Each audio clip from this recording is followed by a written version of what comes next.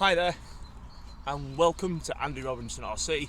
Cheers for checking out the channel today and joining us on this episode. I must admit, it's bloody freezing out here today, and we're back out at Fairhaven Lake up in St Anne's. And here we go, we've got this out, which is possibly our first or second running video of 2024, and we've got the Yokomo YZ870c Super Dogfighter, all done, all built, and yeah, first time it's had a proper run. Now, I did go and try and film this yesterday, and it ended up in a bit of disaster. I hadn't got one of the rear hubs screwed on with the Allen key properly, and I lost it during filming, and then I spat my dummy out, had a paddy, and went home. Anyway, so we're back out today, change location as well, it's a bit better, this surface, and yeah, I also altered the pinion gear as well. I lowered it by a tooth or two, and I put the actual kit pinion back on it for this run. So, what did I think of the build? Well, I actually really enjoyed the build. As I say, I've not built a Yokomo before, and I've not built especially a buggy, so I was really looking forward to this one. Really enjoyed the build.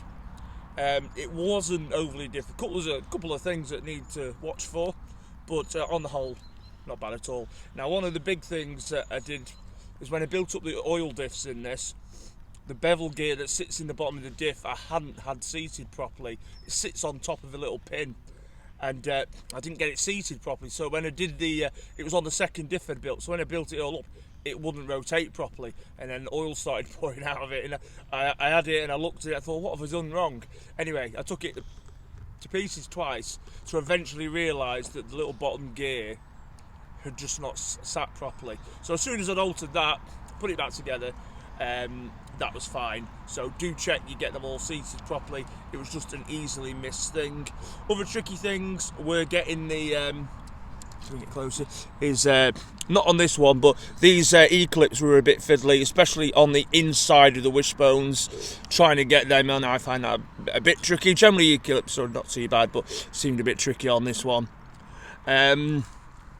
Also as well, the wishbones, as you can see from here, they are identical shape. Now, don't mix them up though, there is a slight difference. The front ones have two holes at the front there where the C-hubs E-clip onto them. Make sure you put them there, the ones with the two holes at the front. So yeah, don't mix them up. Also, I did notice as well, which is actually really cool, I do like it, but it confused me for a minute, is that the steering knuckles and the rear hubs are identical in shape. They just flip them on their side for the steering knuckles. I do like that design, I thought that was pretty cool, but do watch, because I thought I had missing parts. Speaking of missing parts, we were missing one tiny screw that sits there, that actually goes through to the motor mount underneath. It doesn't affect it, I will find something to put there, but for the life of me, I cannot find it anywhere, so I'm going to say maybe it was missing out of the kit. But yeah, other than that, quality of the parts is nice. The only thing I thought is these white bits, so which is like the top of the bulkhead covers and the turnbuckle rod links. They remind me a bit of the old associated white plastics. Now, whether they've tried to replicate that sort of vibe because it's a vintage kit, I don't know, but I'm not sure those plastics didn't feel as good as the wishbones or things like that. So I don't know, that's just something I thought, maybe I'm wrong. But yeah, other than that, fantastic, really enjoyed it. So what we'll do is we'll give it a bit more of a blast, and then I'll take the body off and you can have a look inside. Now, battery wise, you're meant to run a shorty lipo in it, which I don't have, or a saddle pack. If you could get a saddle pack, you could pop one of them in. Don't have either of them, so I've managed to fit in a 7.2 volt battery pack down the side. I'm sure it's probably not great for the weight distribution, but we're just trying it out. It does fit in there, but it does wobble a bit because there's no actual battery holder. So if you're going to race it, you need to sort that out. But for demo purposes today, you know, it'll be fine. It's not going to go anywhere.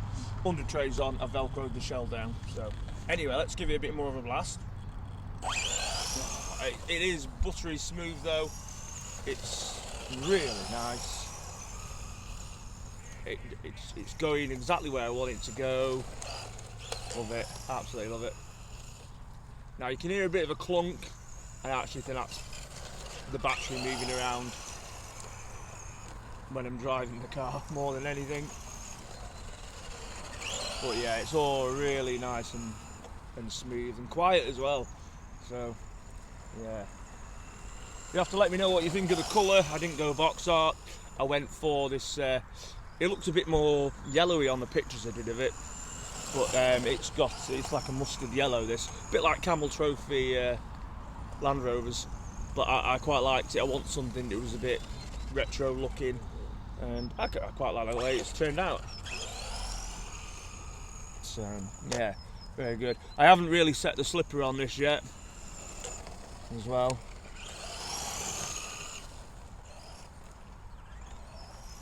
And oh, sorry, there's something I'm going to mention about the motor, but I'll mention that when I take the shell off so you can see it. I seem that, I don't know as well, I've not seen any other running videos of these yet, but there seems to be a bit of belt skipping when you go hard on the brakes, so I'm going to try and not do that.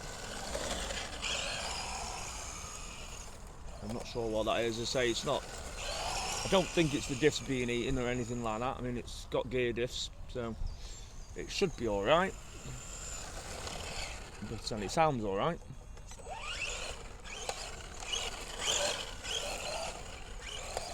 You can certainly hear the battery flashing around.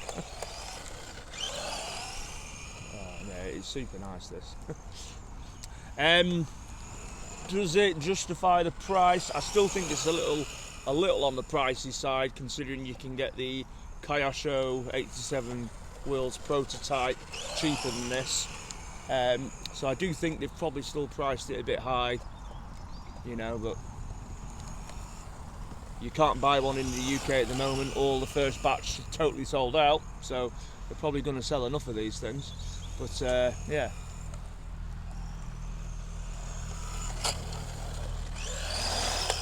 Let's bring it in a bit. And now what I'm going to do is I'm going to whip the shell off, and you can see inside it.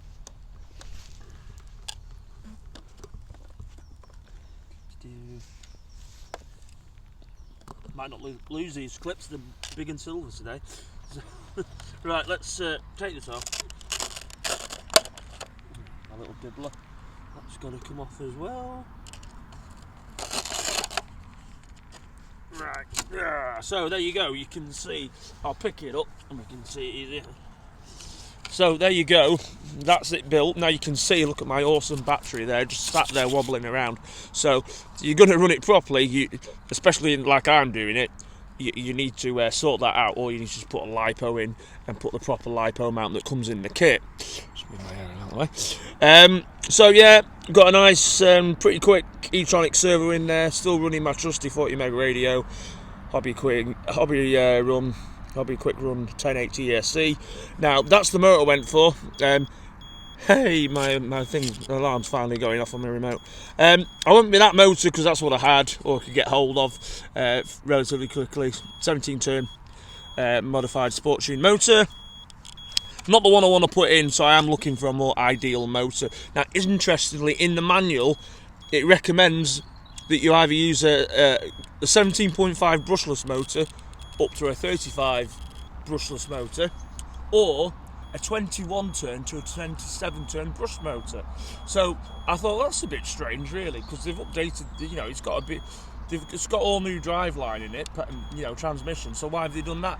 And I was having a chat with Paul, and I was just thinking, we were just thinking maybe it's so people don't go and put, you know, crazy fast motors in and say, oh well, it can't take the power, it won't take it. So maybe they've done that as a bit of a something to protect themselves with. You know, Yokomo have done that for a particular reason. I've got a 17 turn in it. I'm not using LiPo, so I think it's probably fine. But let me know what you think to that, because I thought it was a bit of a strange thing, really. But there you go. Really happy with it. Super build. I love all the servo mount in it and everything. I thought that was quite good. Went together really nicely. So yeah, super stuff. Right, so there you go, that was the inside of it. Let me know your thoughts on it. Do you like what I've done with the body? Do you like the car in general? Would you get one? Would you leave this one? I say I had to make the choice between getting the Yokomo or the Kayasho, and I went with the Yokomo because I've not had one. Quality wise, I think Kayasho edge it slightly with their you know, legendary series buggies. But I mean, I tell you what, it doesn't half drive nicely. Really like driving it around as it is. It's totally a kit, so I've not tuned it in any way. Except I can't get the body shell back on. That's always a bit of a pain in the arse. So now that I'm doing that, it's going to take me forever because I'm doing it on camera. Oh, there we go. There we go. But yeah, proper cool. Absolutely love it. But I still think as well, when compared to my Tamiya Egress when I had that still edges it as a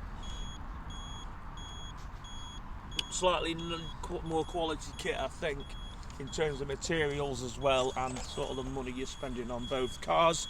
But other than this drives superbly well. Really like it. Absolutely love it. So I mean, Yokomo world champions. This was a replica of the car that won a world championship. So you know, they know how to make a decent buggy. So yeah, super stuff. I really apologise about my bleeping battery.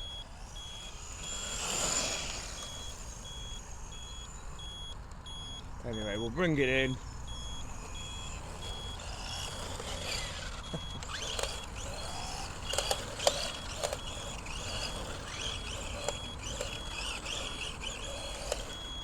And there you go. So, I'm going to turn that off because it's doing my head in. Sure. Right. Hopefully it won't drive off on its own. So there we go. Yokomo YZ870c. Cool stuff. Right, now before I do go, I must mention this certainly wouldn't have been possible without Inside Line Models, so a massive thanks for getting me one of these in to build and review. Thoroughly like it. I've got to clean it up now because it's got to go to Cars and Coffee next week at Inside Line Models. But yeah, super stuff. So as well, so they sponsored this video, so I really appreciate it. And they've also given you, the viewer, a chance to get 5% discount on their online website, so www.insidelinemodels.com, and you can get 5% off anything on their online store. Do check them out.